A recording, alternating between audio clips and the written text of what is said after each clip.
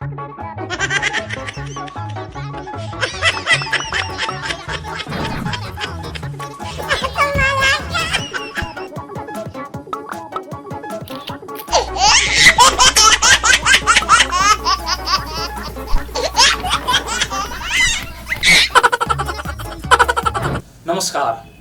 Life okay टेलिभिजनको नियमित हास्य व्यङ्ग्य साहित्य सृजनाको कार्यक्रम हास्य व्यङ्ग्य सभामा यहाँहरूलाई हार्दिक स्वागत गर्दछु। म गोपाल नेपाल। आज अलिकति फरक विषयवस्तु, अलिकति फरक साहित्य विधाको एउटा नाटकीय कवितात्मक नाटकलाई प्रस्तुत गर्ने जमर्को गरेको छु मैले। र आज विशेष व्यक्तित्व हुनुहुन्छ। आज हाम्रो यस कार्यक्रमका लागि आमन्त्रित सभापति हुनुहुन्छ कवि निराजन तिमल सेना। म निराजन तिमल सेनाज्यूलाई यस कार्यक्रममा सभापतित्वको आसन ग्रहण गरिदिनु हुनका लागि हार्दिक अनुरोध गर्दछु। निराजन तिमल सेनाज्यू नमस्कार, धन्यवाद। तपाईँ त वास्तवमा कवितालाई नाटकीय रूपमा पर्फर्मेटिभ ढङ्गले चाहिँ यहाँले कविताहरू प्रस्तुत गरिराख्नु भएको छ। तपाईले यो खालको कविता एउटा नयाँ ट्रेन्ड ल्याउनु भएको छ कवितामा। यो विधालाई, कविताको त्यो नाटकीय विधालाई तपाईले कहाँबाट चाहिँ सुरुवात गर्नुभयो? कसरी तपाईलाई कसले प्रेरणा दियो? समाजलाई अलिकति नयाँ ढङ्गले योगदान दिनको लागि हजुर केही नयाँपन आउनु पर्ने रहेछ। कुरा त सबै पुरानै हुन्छन्। हजुर हजुर। सृष्टिमा नयाँ केही पनि छैन। हजुर। प्रकृति आफै हजुर सबै चिजले सुसम्पन्न चिज हो। हजुर। त्यसभित्रबाट पनि हामीले कसरी समाजलाई बदल्नको लागि, रूपान्तरणको लागि काम गर्न सकिन्छ, योगदान पुर्याउन सकिन्छ भन्ने विचार गरेर सोचेर मान्छेलाई अलिकति कसरी आकर्षित गरेर ढाल्न सकिन्छ र परिभाषण गर्न सकिन्छ भन्ने विचार मनमा आफसे आफ पैदा हुन्छ। हजुर। ल आज त्यसो भए सभापतिज्यूको एउटा नाटकीय कविताबाट सुरु गरौँ, अलिकति आकर्षक। अब नेपालजी कुरा के छ भने यो स्टुडियोमा बसेर नाटकमै कवितालाई नाटककै रूपमा मञ्चन गर्नको लागि सम्भव अलि उति साह्रो नहोला सम्भव होइन, किनभने कुर्सीमा बसिएको छ, नाटक गर्न सम्भव छैन। एउटा थिएटरमा भए भएदेखि यो सम्भव थियो। म कवितालाई कम्प्लिट नाटकमै प्रस्तुत गर्ने गर्छु। तैपनि सामान्य हावभावमा हजुर अब यो व्यङ्ग्यात्मक कार्यक्रम, अब म हास्य व्यङ्ग्यपट्टिको विधाको त मान्छे परिन, व्यङ्ग्यात्मक छ हो। अब म कसरी सुरु गरौँ भने एउटा भकुण्डो भन्ने शीर्षक अहिले म सम्झिन्छु। त्यसमा चाहिँ हास्य व्यङ्ग्य केही समाहित भएको जस्तो आफूलाई भान हुन्छ। भकुण्डो भकुण्डो आफै उड्दैन, भकुण्डो आफै गुड्दैन, हान्नेले जता ताकेर हान्छ भकुण्डो उतै पुग्छ। भकुण्डो आफै उड्दैन, भकुण्डो आफै गुड्दैन, हान्नेले जता ताकेर हान्छ भकुण्डो उतै पुग्छ। जिन्दगी भकुण्डो जस्तै त रहेछ। भकुण्डोलाई लछार पछार पार्छन् खेलाडी, ठोक्दै ठोक्दै निकै शास्ति दिन्छन्। कसैले ठोकेर आकाशमा उडाउँछ, कसैले ठोकेर मैदानमा गुडाउँछ। जिन्दगी भकुण्डो जस्तै त रहेछ। यताबाट उता पुर्याउँछन् भकुण्डोलाई, उताबाट फेरि यतै ल्याउँछन् भकुण्डोलाई, उचाल्छन् भकुण्डोलाई, थेचार्छन् भकुण्डोलाई, जित्छन् मैदानमा तर खेलाडी। जिन्दगी भकुण्डो जस्तै त रहेछ। जिन्दगी भकुण्डो जस्तै त रहेछ। खेलाडीको काम हो भकुण्डो, खेलाडीको माम हो भकुण्डो, खेलाडीको दाम हो भकुण्डो। दरखास्त पनि उही भकुण्डो, बर्खास्त पनि उही भकुण्डो। गोल पोस्टमा लगाइदिए लाग्छ भकुण्डो, गोल पोस्टबाट फर्काइदिए भाग्छ भकुण्डो। जिन्दगी भकुण्डो जस्तै त रहेछ। आकाश छुने तागत छ भकुण्डोसँग, आकाश आकाश छुने तागत छ भकुण्डोसँग, तर भकुण्डोले कहिल्यै जित्दैन। जसले कुटिल चालमा हान्छन् जोडले तिनैले जित्छन् खेल। कुर्लन्छन् तिनीहरू hip hip hurray, hip hip hurray. उफ्रन्छन् दर्शकहरू ताली बजाउँदै, हुटिङ गर्दै विजेताको जय।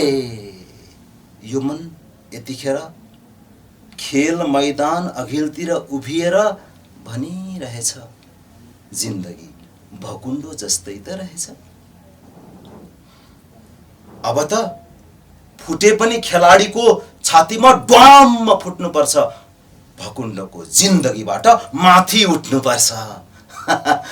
माथि उठ्नुपर्छ। धन्यवाद। भकुण्डो जिन्दगी हो, भकुण्डो जसले भेट्टाउँछ त्यसले लात्तीले हानेर उछिट्याउँछ। भकुण्डो वास्तवमा नेपाली समाजलाई पनि भकुण्डो बनाएर यहाँले प्रस्तुत गर्नुभयो। बडा व्यङ्ग्यात्मक छ कविता हैन। नेपाली जनता एउटा राजनीतिक दल खेलाडी बन्छ, अर्को राजनीतिक दल पनि खेलाडी हुन्छन्, अनि बीचक मारमा भकुण्डो जसरी जनताहरू कुदाइएका छन्, दौडाइएका छन्, हानिएका छन्, कहिले माथि पुर्याइन्छन्। वास्तवमा भकुण्डोको अस्तित्व त छैन।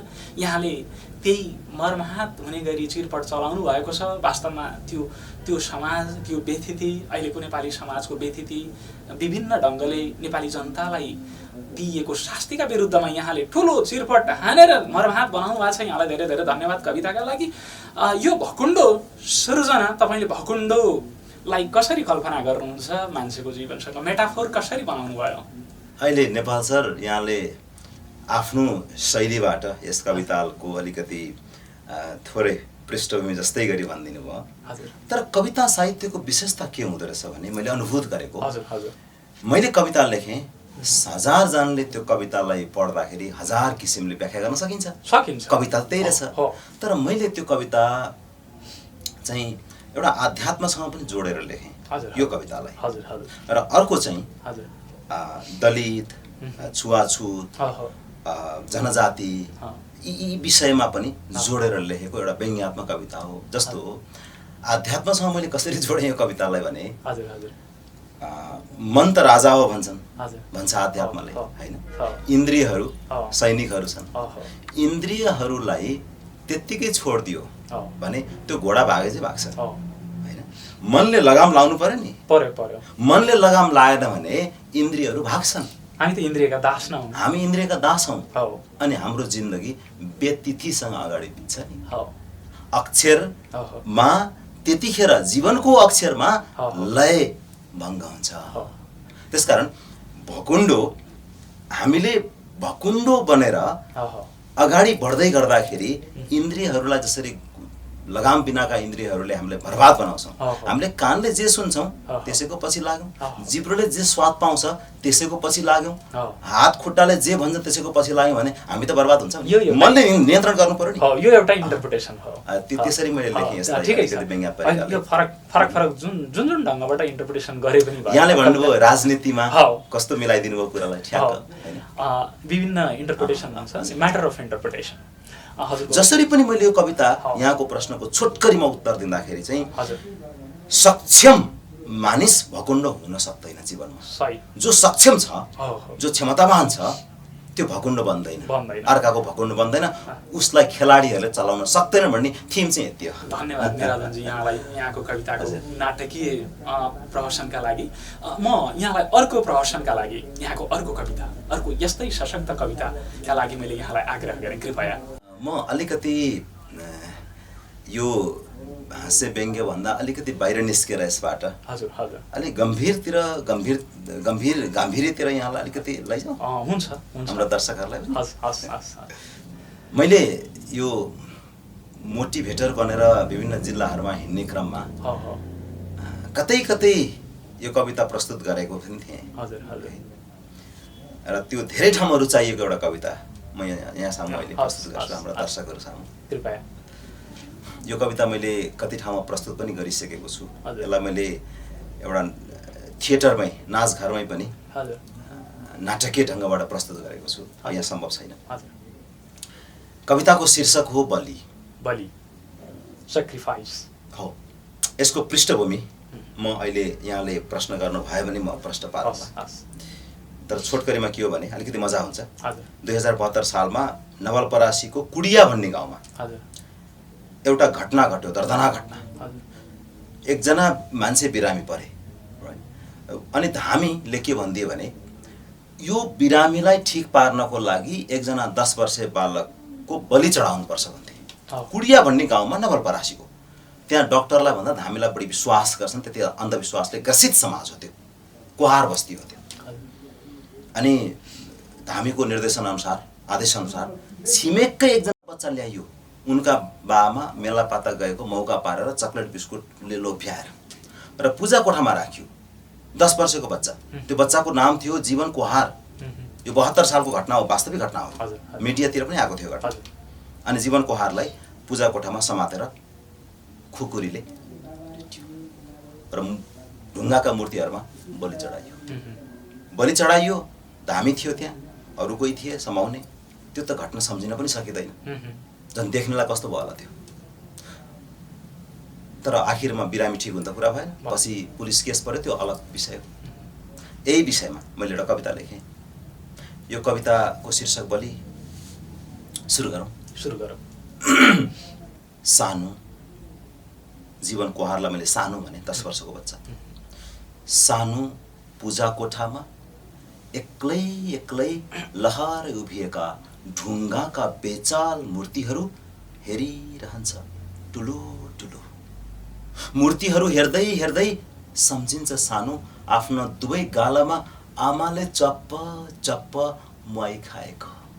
सानोलाई लाग्दैनन् मूर्तिहरू आमा जस्ता, लाग्दैनन् मूर्तिहरू आमाले काखमा लुटुपुटु गराउँदै गराउँदै सुनाएका कथाका परमात्मा जस्ता। रात परेपछि आफ्ना साना हातले बाबालाई अङ्गालो हालेर लुटुक्क निदाउने सानोलाई लाग्दैनन् मूर्तिहरू बाबा जस्ता, लाग्दैनन् मूर्तिहरू बाबाले सुमसुम्याउँदै सुमसुम्याउँदै सुनाएका कथाका भोले बाबा जस्ता। छैनन् मूर्तिहरू विद्यालयमा गुरुआमाले सिकाएका बुद्ध जस्ता। छैनन् मूर्तिहरू गुरुले सिकाएका जिजस र मोहम्मद जस्ता। होइनन् मूर्तिहरू महाकाली माता। होइनन्, होइनन्। ती मूर्ति खै कस्ता कस्ता, कोही ठुला, कोही साना, कोही चेप्टा, कोही डल्ला, लाग्छन् मात्र ढुङ्गा ढुङ्गा ढुङ्गा। ढुङ्गा गनाउने ढुङ्गाहरू हुन्नन् फुल जस्ता, हुन्नन् ढुङ्गाहरू हृदयका देवता हुन्नन्। स्वाई स्वाई स्वाई ढुङ्गामै खुकुरी दाप लागेको कर्कस आवाजको तीखो छुरीले सानोका कानका जाली रुवाम रुवाम रोपिरहन्छन्। झस्किन्छ सानोको मन झसङ्ग, चस्किन्छ गर्दन चसक्क, अनि चित्कार छ सानो आमा बाबा। चित्कारको मुख थुनेर पुजारी सानोलाई बाँधिदिन्छ पूजा कोठाको थाममा। बरबराउन थाल्छ पुजारी कलश राखेर दाममा। शङ्ख फुक्न थाल्छ पूजा कोठाकै 4 धाममा। हराइरहन्छन् शङ्खमै डुबेका सानोका आमा बाबा। धुँ धुँ धुँ धुँ धुँ धुँ धुँ धुँ। फुलको ढक्कीमा नाङ्गो खुकुरी तेर्स्याएर को छिर्यो यो अँधेर पूजा कोठामा। सानुको आर्तनाद आकाशिन्छ। पूजा कोठामा यज्ञ चल्छ स्वाहा। धर्मकुण्डमा पैताला डुबाउँदै डडम डम डम डमरू बजाउँदै छुट्दछ कम्पन पुजारीको। नाच्छु चोक्टा चोक्टा पिउँदै डडम डम डम डम डम डम। ढुङ्गाले कहिले माग्यो पुजारी सानुको रगतको रङ। हे पुजारी आफ्नै धारिलो धर्ममा टलक्क टल्किएको खुकुरीमा तिमी आफै पटक पटक रेटिएर ढुङ्गाका मूर्ति सामु तिम्रो हृदय पनि ढुङ्गै त बनेको रहेछ पुजारी। तिम्रो हृदय पनि ढुङ्गै बनेको रहेछ। के सानुको फुलको हृदयलाई ढुङ्गाको ऋण चुकाउनु छ? हे पुजारी भन, छातीमा हात राखेर भन, भन तिमीलाई कति चहर्याइरहेछ पुजारी। भन पुजारी तिमीलाई कति चहर्याइरहेछ, चहर्याइरहेछ। सानु सानु सानु।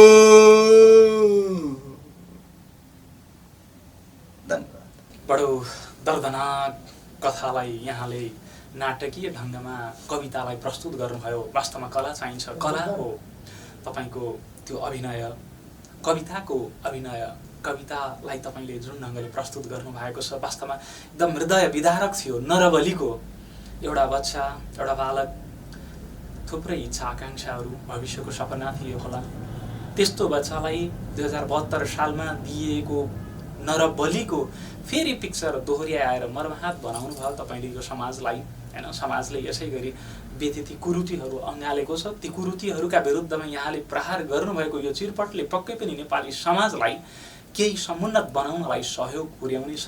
यहाँको यो कविता र यो अभिनयका लागि धेरै धेरै धन्यवाद निराजन तिमल सिन्हाज्यू। यहाँको त्यो कला प्रशंसनीय छ।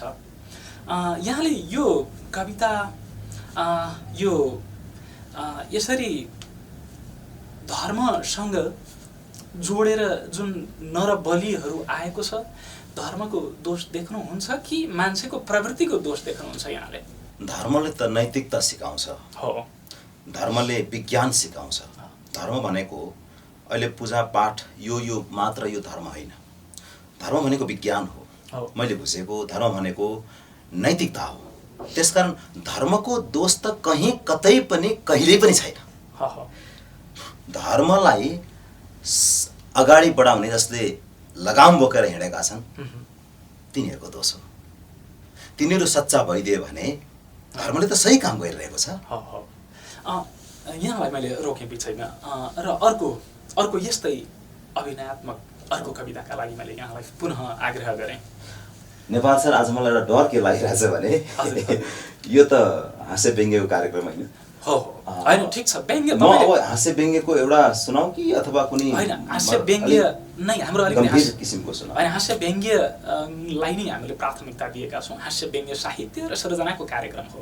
तपाईँका सृजनाहरू अहिले नेपाली समाज एकदमै प्रताडित अवस्थामा छ। विभिन्न मारमा हामी परिरहेका छौँ, विभिन्न खालका सधैँभरि ट्रेजिक पोजिसनमा छौँ। त्यो ट्रेजिक पोजिसनबाट हामी उम्किन चाहन्छौँ। अहिले हाँसो चाहिएको छ जनतालाई। यो पीडा दुःख त थुप्रै छ, त्यसैले धेरै दुःखतिर जाने भन्दा पनि अहिले जनताको हाँसो अलिकति मुहारमा केही चमक आओस्, मैले त्यसका लागि यहाँलाई आग्रह गरेँ। त्यस्तो छ यदि तपाईँसँग भने अलिकति केही हँसाउने विषयवस्तु, मसलाहरू कृपया। तपाईँले यी कुराहरू भनिरहँदाखेरि मलाई एउटा सम्झना आयो। हजुर हजुर। दुनियाँ झन् स्वार्थमा रुमलिँदै गइरहेको छ। सबै मतलबी सबै भनेर सबैलाई मुस्न खोजेको होइन। अधिकांश रूपमा हेर्दाखेरि त्यस्तो देखिन्छ।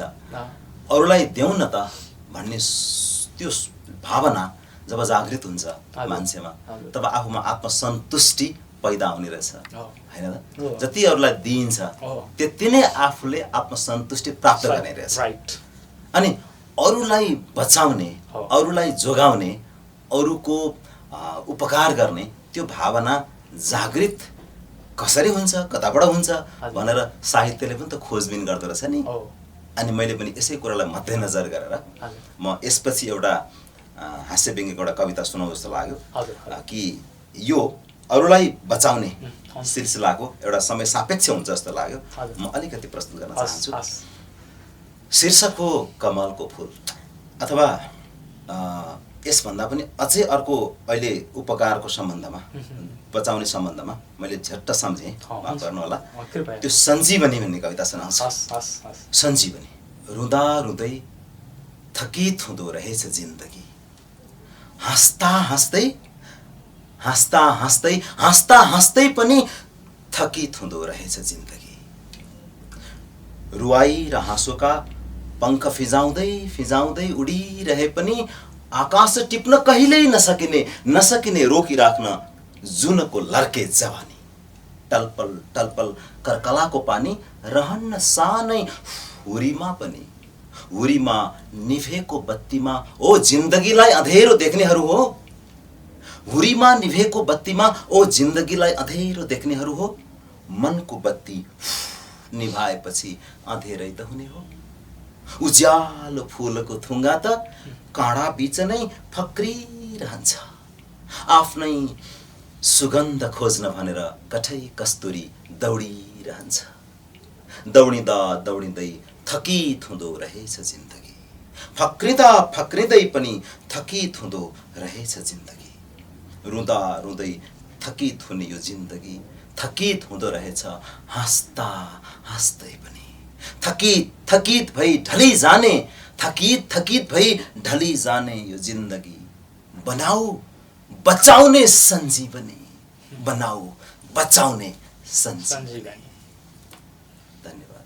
सञ्जीवनी, हामीलाई सञ्जीवनी चाहिएको छ, चाहे हाँसो होस् चाहे रोदन होस्, अल्टिमेटली वी फल डाउन। अहिले त झन् कोभिडको बेला छ, जति अरूलाई गर्न सकिन्छ जति आफू सजग हुन सकिन्छ, अहिले जति अरूलाई सद्भावपूर्ण विचार राख्न सकिन्छ त्यति नै आफ्नो उन्नति हुन्छ, त्यति नै अर्काको उन्नति, समाजको उन्नति भयो भने मेरो उन्नति हुने हो, तपाईँको उन्नति हुने हो।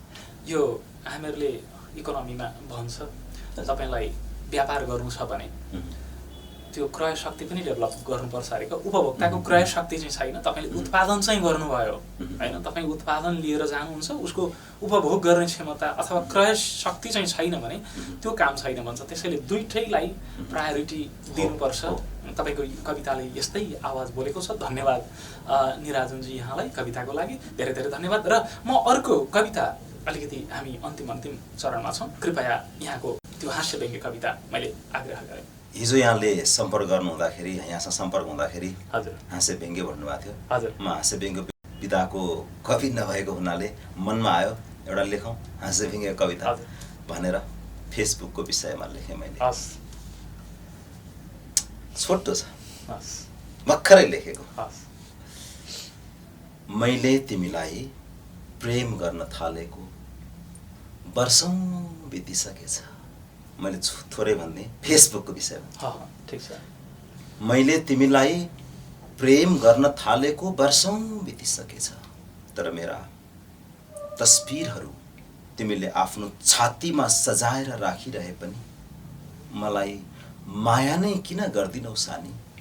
मैले त तिम्रा तस्बिरहरू यो छाती चिरेर देखाउन नसके पनि यी धड्कनहरू धड्किरहन्छन् तिम्रै लागि, र यी औँलाहरू सुमसुमाइरहन्छन् तिमीलाई नै हर क्षण। मलाई सबैबाट अलग्याउन सक्ने, मलाई सबैबाट एक्लो बनाउन सक्ने तिमी त रहेछौ। वाह क्या जादु गर्ने, मेरो समय नै छिनिलाने, मेरो समय नै चुडिलाने। हे प्रेयसी, आजदेखि मैले तिमीलाई फेसबुक होइन अंकुश भनिदिएँ। अंकुश भनिदिएँ, फेसबुक होइन अंकुश भनिदिएँ। धन्यवाद। फेसबुक होइन अंकुश भनिदिएँ। वास्तवमा मेकानिजम, हामी मेसिन हुँदैछौँ, मान्छे अब मेसिन हुँदैछ। ह्युम्यानिजम हराउँदैछ मान्छेमा, मानवीय गुणहरू हराउँदैछन् मान्छेमा। फेसबुकले मान्छे एकोहोरिएको छ, निगुरमुन्टी बन्छ र 24 घण्टा त्यसैमा ऊ मग्न बन्छ। धन्यवाद निराजन तिमल सिन्हाज्यू, यहाँ त हिजो आज वास्तवमा मोटिभेटरको पनि काम गरिराख्नु भएको छ। मोटिभेसनमा यहाँले ठुलो योगदान पुर्याइराख्नु भएको छ। अहिले विभिन्न विद्यालयहरूमा विद्यार्थीहरूलाई मानवीय गुण डेभलप गर्नका लागि यहाँले जुन चलाउनु भएको अभियान छ, यहाँलाई धेरै धेरै धन्यवाद छ। यहाँ कवि हुनुहुन्छ, यहाँले धेरै नाटकीय कविलाई नाटकीय ढङ्गबाट प्रस्तुत गरेर एउटा पहिचान बनाउनु भएको छ। र अर्को सँगसँगै तपाईँले मोटिभेसनल क्लासहरू लिएर अहिलेको नयाँ जेनेरेसनलाई नयाँ ढङ्गले कसरी जिउनुपर्छ भन्ने कला सिकाइराख्नु भएको छ। ह्युमनाइजेसन टु ह्युमन बिङ्स, अब मेकानाइजेसनबाट ह्युमनाइजेसन कसरी बनाउने भन्ने अभियानमा हुनुहुन्छ। धन्यवाद तपाईँलाई, यहाँ आइदिनु भयो, यहाँलाई धेरै धेरै धन्यवाद दिँदै म पनि बिदा हुन्छु। लाइफ ओके टेलिभिजन यहाँलाई धेरै धेरै आभार प्रकट गर्दै बिदा हुन्छु। हस्त नमस्कार, धन्यवाद। र यहाँको सभापतिको आसनबाट बिदा लिइदिनु हुन हार्दिक अनुरोध गर्दछु। हस्, यहाँ हाँस्य व्यङ्ग्यकार एकजना कवि गोपाल नेपालले सञ्चालन गर्नुभएको यस विशेष कार्यक्रममा मलाई आउँदा धेरै खुसी लागेको छ। यस कार्यक्रमको समुन्नतिको अझै धेरै समुन्नति भइरहेको छ, अझै धेरै समुन्नतिको शुभकामना व्यक्त गर्न चाहन्छु।